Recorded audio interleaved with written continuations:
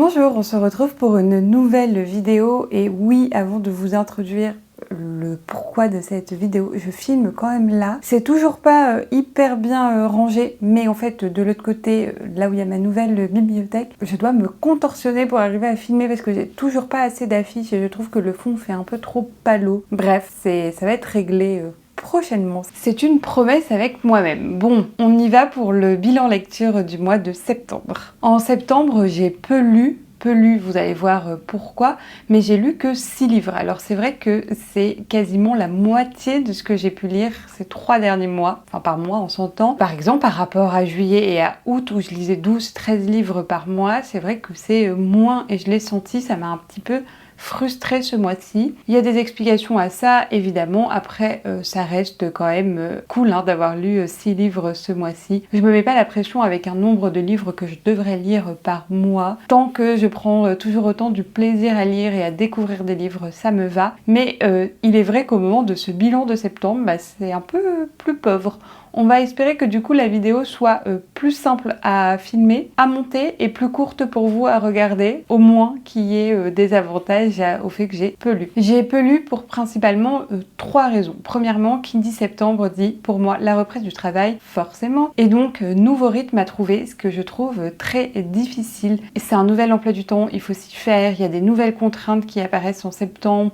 Il y a aussi la reprise d'une certaine vie sociale que j'ai quand je vis en région parisienne qui est différente que quand je vis à Marseille. Bref, il n'y a plus de voyage, il n'y a plus de temps comme ça passé dans les transports. Et donc, je lis moins, j'ai moins de temps. Et en plus, les contraintes de septembre, les inscriptions, les ci, les ça, font que le temps que je dédie d'habitude à la lecture a un petit peu fondu. Et là, on est début octobre, au moment où je filme cette vidéo. Et j'ai retrouvé un meilleur rythme de lecture, j'ai retrouvé du temps pour lire. Donc voilà, je savais que ça allait être qu'en septembre, mais je tiens à le préciser parce qu'il y a des mois où c'est plus difficile de jongler avec tous les impératifs qu'on a dans nos vies, ou en tout cas les objectifs, les éléments importants qu'on se donne. Et du coup, c'est difficile de trouver du temps pour la lecture, mais c'est parfaitement normal et pour moi, ça me fait pas culpabiliser. Je me dis, ça va aller mieux et la preuve en octobre. J'ai aussi moins lu parce que j'ai lu des briques et en fait, je pense que en nombre de pages, j'ai peut-être autant lu que les mois précédents, notamment en août où j'ai lu des livres très courts. Donc en fait, certes, j'ai lu plus de livres en août, mais c'était des livres plus courts et là vraiment, c'est des briques. Donc je pense que l'un dans l'autre, on doit s'y retrouver. Se pose du coup la question, est-ce que finalement le nombre de livres est un bon critère?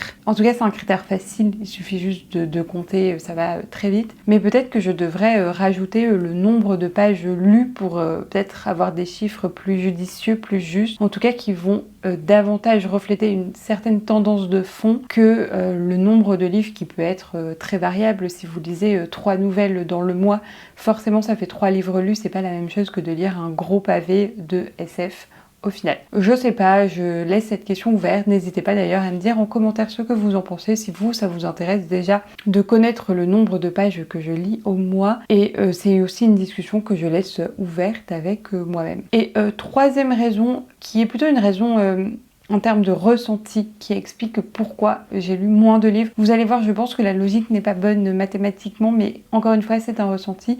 J'ai lu plusieurs livres en même temps. Il y avait des fois où je lisais 4 livres en même temps. Et donc vous allez me dire, ça revient au même, si tu les avais enchaînés, si tu les avais lus l'un après l'autre, comme normalement tous les gens censés font, Aurélie, t'aurais lu le même nombre de livres. Et c'est vrai, mais ça fait en termes de ressenti que pour moi, j'ai moins terminé de livres. En fait, il s'est passé tellement de temps avant que je termine, du coup, les 4 livres, je les ai terminés quasiment en même temps, que du coup, pendant bien 2 semaines, j'ai terminé aucun livre et ça me donne cette sensation d'avoir peu lu, encore une fois en termes de nombre, de manière quantifiable au cours de ce mois de septembre. Je vous l'accorde, la logique n'est pas incroyable, mais on reste avec ce ressenti et c'est déjà pas mal. Bref, en termes de statistiques maintenant, j'ai lu 4 livres écrits par des femmes, donc vraiment très contente, et 2 livres écrits par des hommes, donc vraiment le ratio Ok, j'ai peu lu, mais le ratio a été respecté et je suis plutôt contente. J'ai lu 4 livres de SFFF, donc science-fiction et fantasy principalement, et 2 livres de littérature blanche. Là aussi, c'est toujours quasiment le même ratio. C'est pas un ratio qui me préoccupe tant que ça, je tends pas à l'équilibrer. Je sais que tendre vers la moitié, ça me demande plus d'efforts de réflexion dans mes lectures et de planification. Mais ça m'arrive certains mois. Et par contre, en termes de saga, je suis plutôt contente parce que j'ai commencé qu'une seule saga, ce qui est propre. Et en fait, c'est pas dramatique parce que j'ai terminé une saga, et oui, quand même, et pas des moindres, et j'ai abandonné une saga. Donc en fait, une saga que j'ai commencé et abandonnée du coup. Donc le ratio est plutôt positif dans le sens où on tend vers cette diminution du nombre de sagas en cours, ou en tout cas de pas trop les faire traîner, soit quand elles sont dans ma palle, soit quand elles sont entamées. On y va, on commence comme d'habitude par la SFFF, puis par la littérature blanche. En SFFF, j'ai commencé le mois avec, je vous disais, c'est une brique, alors ça ne rend pas justice ce format poche et ces pages toutes petites, mais ça fait 930 pages quand même. Donc c'est Les Révoltés de Bohême d'Estelle Faye, ici c'est le tome 2, donc du cycle de Bohême. J'avais adoré le tome 1, vraiment, vous le savez sans doute, si vous le savez pas, je vous renvoie à une vidéo consacrée à l'autrice, à Estelle Faye sur la chaîne. Mais j'adore vraiment cette autrice, je l'ai découverte il n'y a pas si longtemps. Et l'objectif, c'est de tout lire. Par contre, elle écrit énormément, donc il faut que j'accélère le rythme. Mais là, j'ai lu 3 livres d'elle, donc un livre plutôt young adult qui s'appelle L'Arpenteuse de rêve et le cycle de Bohême. Donc ici, Les Révoltés de Bohême. On est une trentaine d'années, je pense, à peu près, après les événements du tome 1, donc c'est important de les avoir en tête. Dans le tome numéro 1, on a une révolution qui se met en place et j'avais vraiment bien aimé la dimension du temps long dans ce livre-là. En fait, la révolution, c'est pas 3 personnes qui vont faire un truc une fois, qui va être magistral et qui va amener un changement de pouvoir, un changement de régime. Pas du tout. Et en ça, je trouve qu'elle s'inspire beaucoup de ce qui a pu être fait en historiographie, en tout cas de ce que j'en connais, notamment de la Révolution française. Ce temps long, elle le prend parce que tout le tome 1, qui fait à peu près 1000 pages aussi, c'est plein de petits événements qui vont s'emboîter les uns aux autres pendant des décennies pour arriver à la Révolution à la fin. Donc je trouve ça très important, cette dimension 1 du temps long, et aussi cette dimension du fait qu'il n'y a pas un héros ou un groupe de héros, héroïnes qui va permettre de faire cette révolution, de la faire advenir. C'est plein de petites mains, plein de petits événements qui peuvent paraître anodins et qui vont arriver à ce grand événement qui est la révolution. Et encore une fois, c'est pas qu'une affaire d'hommes, c'est une affaire aussi de femmes, et on va avoir des personnages féminines vraiment incroyables, et voilà, que j'ai adoré. Maëve, ce personnage, bon voilà, on n'a pas besoin d'en parler plus longtemps. Si vous l'avez lu, vous savez pourquoi elle est incroyable. Et donc dans le tome 2, on est juste après, donc je vous disais 30 ans après, et on sait pas trop ce qui s'est passé. Nous, on les a laissés au bord de la Révolution, et on avait vraiment entamé la Révolution, le dernier acte en fait de cette période révolutionnaire, je vais plutôt le formuler ainsi. Et nous, on retrouve nos personnages principaux, alors progressivement on les retrouve, dans des situations pas incroyables. Et en fait, il y a un tyran, et on ne sait pas trop qui est le tyran. Donc nous, on les a laissés avec une volonté révolutionnaire, que le peuple mène cette révolution pour avoir un régime beaucoup plus juste, un régime qui prend en compte la voix du peuple, et on se retrouve avec un tyran. Et de la même manière, nos personnages principaux, les personnages qu'on avait suivis dans le tome 1, ceux qui restent, il faut préciser quand même ça, on les retrouve, et leur but, ça va être de lutter contre ce régime tyrannique. Et là encore, on a donc tout le temps long qui est très important. On a l'emboîtement des différents personnages et des différents événements que produisent ces personnages. On a aussi des lignes de dissension dans les groupes qui sont importantes et qui montrent qu'en fait tout n'est pas si simple, tout n'est pas si blanc et noir, et en fait lutter contre un régime tyrannique ou faire une révolution, il y a des moments où il faut peut-être compromettre son objectif moral, idéologique pour aider la cause sur un moment plus restreint, sur un temps court. Et donc elle pose des questions que j'ai trouvées encore une fois très intéressantes du point de vue historique, du point de vue de la construction des personnages. En fait, c'est très mature, c'est très intelligent dans la construction, et j'ai adoré. Les personnages, on les connaît du tome 1, donc on sait qu'ils sont incroyables. Encore une fois, Maëve, Sigali, c'est des personnages qui sont incroyables. Mais là, ce qui m'a marqué, c'est les questions matures qu'elle pose avec ce livre-là et pourquoi du coup c'est vraiment ce qu'on peut appeler de la dark fantasy. Oui, les thèmes abordés sont très durs. Attention, il y a plein de trigger warnings, notamment sur les violences sexistes, sexuelles. Voilà, il y a beaucoup de sang, de violence. Voilà, je tiens à le préciser. Mais aussi sur les questions qu'elle pose en termes de moralité des personnages, des questions en termes de... Ben voilà, pour cette cause, qu'est-ce qu'on est prêt à faire, jusqu'où on est prêt à aller. Et j'ai trouvé ça grandiose et j'ai adoré. Je sais pas si c'est un coup de cœur, mais vraiment j'arrivais plus à le lâcher et c'était une lecture commune et des fois j'avais juste une envie, c'était de le lire parce que j'ai adoré et cette couverture est magnifique aussi. Bref, l'objectif est d'avancer l'œuvre d'Estelle Faye que j'ai très hâte de rencontrer prochainement au festival. Autre lecture que je lisais en même temps et que je vous avais déjà présentée très rapidement, c'est L'étrange traversée du Sahardam de Stuart Turton.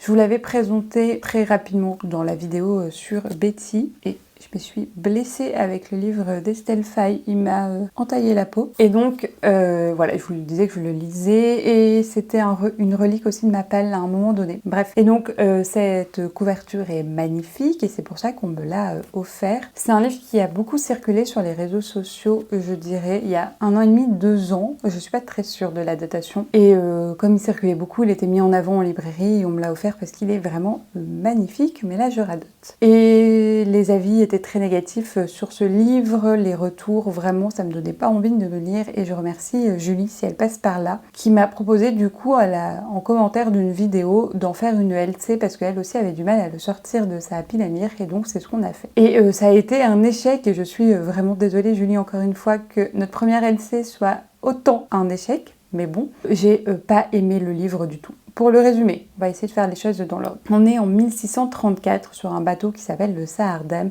qui va en gros des Indes orientales à Amsterdam, donc qui traverse l'océan. Et on a plusieurs personnages, et en fait on a déjà, premièrement, trop de personnages. Enfin moi, il y a la moitié, j'arrivais pas à savoir qui ils étaient. Au fur et à mesure de ma lecture, je les confondais. Bref, on a donc tout le personnel navigant, donc tout ce qui est marin, avec cette hiérarchie de la marine. On a tout le personnel militaire, avec pareil une hiérarchie. Ces deux groupes ne s'entendent absolument pas. Et on a tous les nobles qui circulent pour une raison ou une autre sur ce bateau. Et on a aussi un détective privé, une sorte un peu d'Hercule Poirot, et son fidèle acolyte. Il y a des événements un peu étranges qui se produisent sur ce bateau qui vont amener les passagers à enquêter et surtout de Sarah, qui est la femme du gouverneur, une bourgeoise de l'époque, et l'acolyte du détective privé. Donc ces deux-là vont enquêter. Et en fait, au début, j'aimais bien cette dimension enquête, huis clos sur un bateau en 1634. Vraiment, j'étais dedans. Je me suis dit, pourquoi pas, je trouve ça plutôt original. Mais la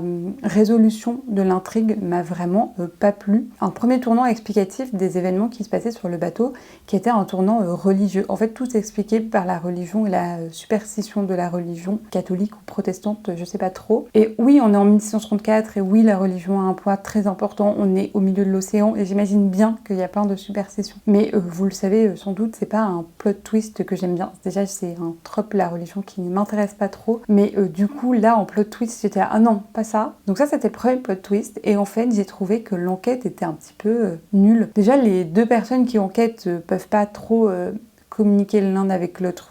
Si vous le lisez, vous découvrirez pourquoi. Mais en fait, quand ils communiquent pas sur les bonnes choses. Et du coup, on est là, mais oui, cette info, on l'avait il y a 50 pages, en fait, accélère le rythme, ça on le sait. Et en fait, j'avais l'impression qu'ils suspectaient un petit peu tout le monde. Et pourquoi pas, hein, dans une enquête sur un huis clos, tout le monde est suspect, je veux bien l'entendre. Mais ça donnait dans l'écriture l'impression que l'auteur ne savait pas qui allait être le coupable. Et que du coup, il testait une hypothèse et il se rendait compte que ça marchait pas. Et du coup, au lieu de revenir en arrière et d'effacer ce qu'il avait écrit, eh ben, on testait un autre, et ainsi de suite. Et en fait, on a testé tous les personnages du bateau.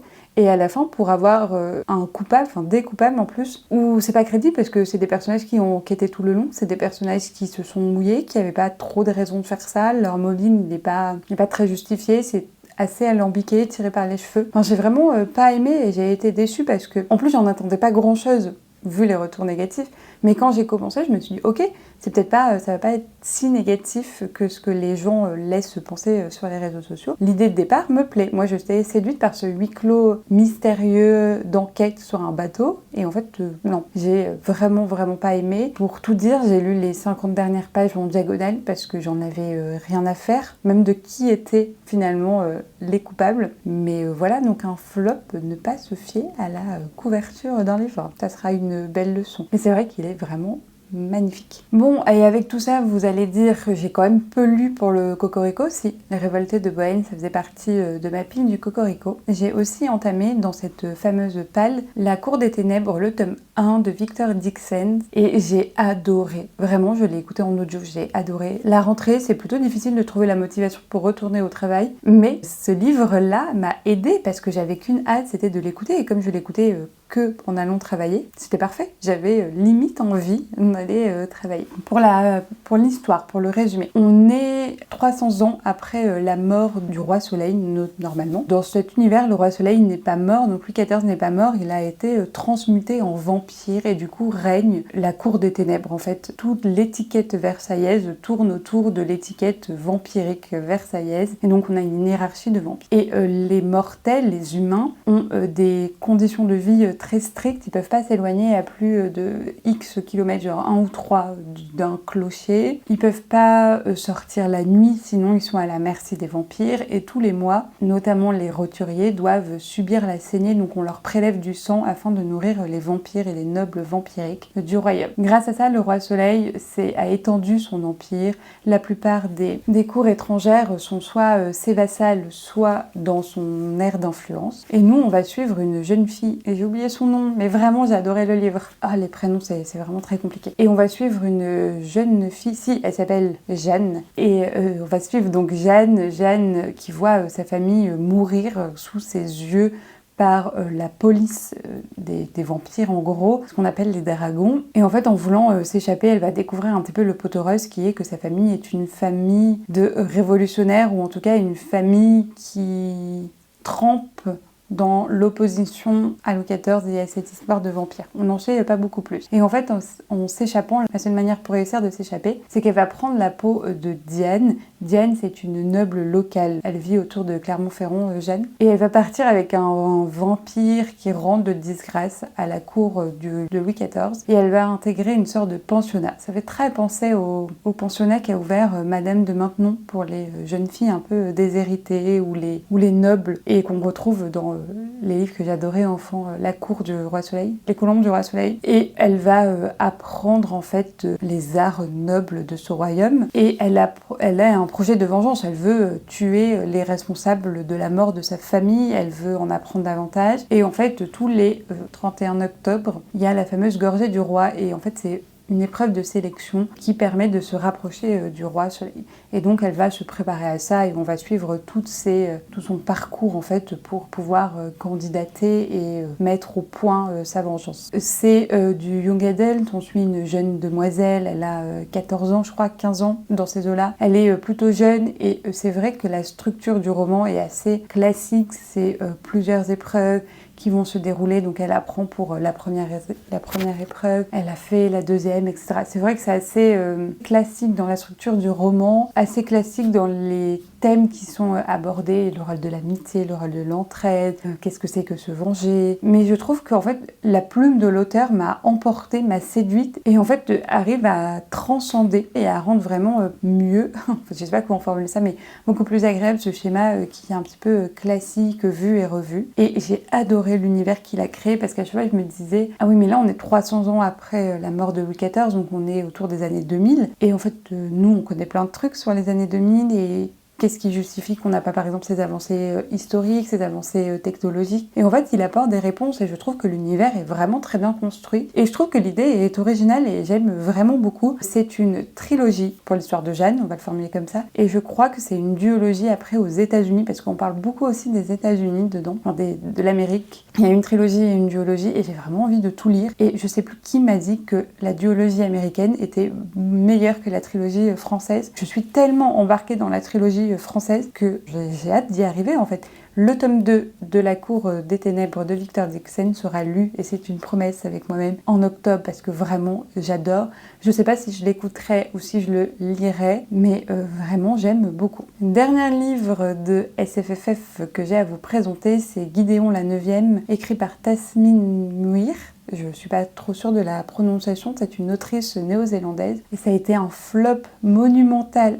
Je suis tellement déçue que ça a été un flop. J'en attendais tellement de ce livre. Il est tellement populaire sur les réseaux sociaux. Donc c'est une trilogie, c'est la saga que j'ai abandonnée parce que j'ai tellement pas aimé le tome 1 que je vais pas m'infliger la lecture des deux suivants. Je sais même pas comment le résumer parce qu'en fait, j'ai pas tout compris. En gros, on est dans une sorte de space opéra, planète opéra, qu'on n'exploite pas beaucoup. Et en fait, on a 9 maisons qui vivent a priori sur 9 planètes différentes. 9 maisons qui ont c'est aussi de la fantasy. Donc ça se situe entre la science-fiction et la fantasy. Je crois qu'on appelle ça de la science-fantasy. Et donc, chaque maison utilise la magie en lien avec la nécromancie. Et il y a des variations entre chaque maison. Mais là, pareil, ça n'a pas été expliqué quelle maison fait quoi. On le découvre un peu au fur et à mesure. C'est pas très clair. Et donc, en fait, les 9 héritiers et héritières de ces maisons, ainsi que leurs cavaliers ou cavalières, sont invités dans la première maison, qui n'a pas d'héritier héritière ni de cavalier-cavalière, pour devenir licteurs. On ne sait pas trop ce que c'est licteur. Et pareil, ils vont devoir passer des épreuves. Et voilà. Nous, on suit Gideon qui a un passé un petit peu compliqué. Elle appartient pas vraiment à sa 9e maison. On ne sait pas trop comment sa mère est arrivée là. Donc, elle n'est pas membre de la 9e maison. Elle cherche que à s'enfuir de cette planète. Elle n'a pas trop le choix que d'accepter de devenir la cavalière de Harrow, donc l'héritière de la 9e maison. Et en fait, les deux ne peuvent pas se voir, clairement pas, et elles vont partir. En fait, une bonne partie du roman, Gideon est laissée toute seule, et elle va essayer d'aller voir les autres, mais elle peut pas parler. C'est assez compliqué, alors pendant que Harrow mène ses recherches pour devenir licteur. Voilà pour l'histoire. J'ai absolument pas aimé le livre. En fait, c'est pas que j'ai pas du tout aimé, c'est que je suis restée sur ma faim. L'univers, il pouvait être incroyable. Et en fait, par rapport à ce que je disais sur La Cour des Ténèbres tout à l'heure, où l'univers, il est vraiment construit, là, j'ai eu l'impression que l'univers, il n'était pas abouti. Peut-être qu'on apprend davantage de choses en lisant les 2 tomes et qu'en fait, il faut accepter de pas tout savoir et de pas tout comprendre et juste de se laisser porter. Sauf qu'en fait, comme moi, je comprenais pas trop ce que je lisais, je comprenais pas quel était le but des personnages, je comprenais pas qu'est-ce que c'était que la nécromancie, comment on l'utilisait, enfin en fait, le système de magie dans cet univers. Tout me paraissait un peu hors sol, un peu décousu parce que je pouvais pas comprendre et en fait je pouvais pas juger les actions des personnages et je pouvais pas me dire ok ça c'est cohérent, ça c'est pas cohérent, mais pourquoi elle fait ça, et du coup ressentir des émotions parce que j'avais pas la grille d'analyse de ce roman. Et j'ai eu la désagréable impression qu'en fait il n'était pas abouti ce livre, qu'il manquait des éléments, des détails qu'on allait rajouter peut-être en 2e écriture, et ça m'a frustrée parce que je me suis dit il y avait tellement de possibilités pour faire quelque chose d'incroyable et au final pas du tout. On a quelque chose que j'ai trouvé de pas abouti, qui manque de détails, qui manque de nuances. J'ai pas apprécié ce que j'aurais dû apprécier. On me l'a aussi vendu comme une relation saphique. C'est très léger quand même. On me l'a vendu comme un livre d'humour. Alors vous savez que je suis pas hyper fan de ça. J'ai pas rigolé en fait. Ouais, c'est vulgaire. Gideon parle de manière vulgaire, ok. Alors moi ça m'a pas fait rire, ça m'a pas dérangé, mais c'est pas un élément que je vais retirer de positif du livre. En fait, je suis frustrée et j'ai un goût d'inachevé avec ce livre-là. Et donc, voilà, encore une fois, je vais pas m'infliger la lecture des 2 autres tomes, même si ça se lisait, j'avoue, plutôt vite. On passe à la littérature blanche et là aussi vous allez voir c'est très contrasté niveau bilan, même si j'ai lu que 2 livres. J'ai commencé le mois en lisant et je vous renvoie à ma vidéo sur le tour du monde épisode 2 sur le Japon parce que c'était un livre que j'avais mentionné à la fin dans les prochaines lectures que je voulais faire. Livre écrit par des japonais et japonaises et ici en l'occurrence une japonaise. Il s'agit de la bibliothèque des rêves écrit par, et je suis vraiment désolée pour la prononciation, Michiko Aoyama, je suis vraiment pas sûre. Donc une autrice japonaise comme je vous disais, et c'était un court livre, je pense qu'il fait 200 pages à peu près, que j'ai écouté en audio. Et ça a été un flop. Alors ça a été un flop, étrangement il revient sur à peu près tous les points de la vidéo que je vous disais sur le Japon, un peu les incontournables en termes de thème de la littérature japonaise. On a tranche de vie, des personnages seuls, dans des lieux publics, enfin voilà, c'est exactement ça. Et en fait, on va suivre 4 personnages qui ont des problématiques différentes, mais qui tournent autour du mal-être et de la solitude. En fait, on a une première partie du chapitre où on apprend un peu leur vie, etc. Et une deuxième partie du chapitre, c'est à chaque fois construit comme ça, où ils vont par des détours différents arriver dans une petite bibliothèque de quartier qui paye pas de mine, et ils vont rencontrer une bibliothécaire qui va leur conseiller des livres sur les thèmes de leur vie actuelle. Donc il y en a par exemple une qui veut apprendre à manier Excel, et on a des pages et des pages sur Excel, et j'étais là-dedans, merci. Et dedans, on va lui filer un livre. À chaque fois, la bibliothécaire leur donne un livre qui ne répond pas à leurs problématiques ou à leur attente de conseils livresques, et ce livre va chambouler leur vie. Moi, j'ai trouvé ça très superficiel comme traitement, parce que en fait, les thèmes qui sont abordés, donc on a 4 personnages qui sont seuls, 4 personnages qui sont au mal-être, et en fait, on va pas du tout questionner ce mal-être-là, on va juste leur dire « Ah, mais vous pouvez guérir avec un livre », et souvent, c'est un livre de développement personnel, ou c'est un livre qu'ils ont lu dans leur enfance et qui vont les reconnecter de manière joyeuse à leur enfance. Et en fait, j'ai trouvé ça très culpabilisant comme manière d'écrire, parce que à aucun moment on ne s'interroge sur pourquoi ils sont pas bien, pourquoi ils sont malheureux dans cette société japonaise, mais du coup il y a des problématiques de la société japonaise qui sont aussi des problématiques des sociétés occidentales et par exemple de la France. Et je trouvais ça très culpabilisant, parce que on a des gens qui sont très malheureux et on leur dit mais t'inquiète pas, tu vas lire un livre et ça ira mieux. En fait non, on prend pas soin en fait d'eux. Je trouve ça très superficiel comme manière de traiter le mal-être, le malheur et voire la dépression pour certains personnages. On n'a aucune remise en cause de cette société. On a une dame qui est complètement dépassée parce que son mari, il vient d'avoir un enfant, il n'en faut pas une, et clairement il lui dit ta carrière on s'en fout, la mienne elle est plus importante, et en fait elle va trouver la paix en lisant un livre de développement personnel, et j'étais là non mais vraiment. Donc voilà, en fait j'ai pas trouvé ça convaincant, j'ai trouvé ça trop superficiel, ça manque de militantisme, en fait c'est trop néolibéral en fait pour moi. Je pense que ne pas interroger les structures de la société qui expliquent le mal-être de ces personnes, c'est plus possible en fait en 2024, donc ça a été un peu un flop. Et en plus, comme je vous disais, les problématiques m'intéressaient pas trop, je me retrouvais pas trop dans ces problématiques là, notamment une dame qui veut apprendre Excel pour créer une entreprise parce que ça la fait kiffer. J'étais là oui ok,